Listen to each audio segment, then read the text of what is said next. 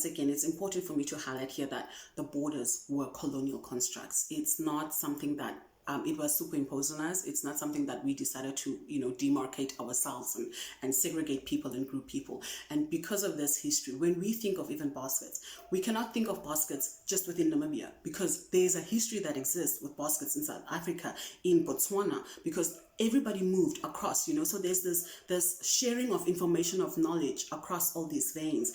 And when I now get into a much deeper section of how I came about what these look like, then it'll all become clear. So when I was recruited by the Metropolitan Museum of Art as a fellow, one of the key things that I was looking at was the institutionalism of the organization and how that informs the individual actions of the individuals in the institution.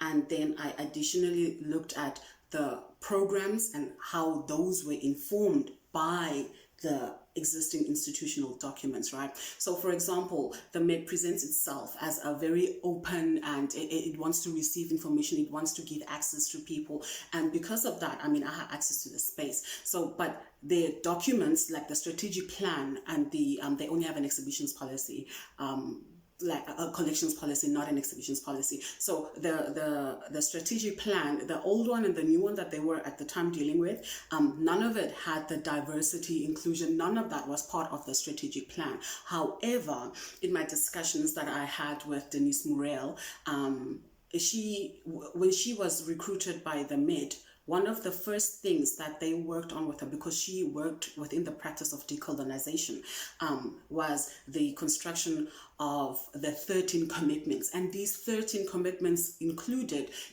diversity, inclusion, making sure that, persons who were not represented before are represented now.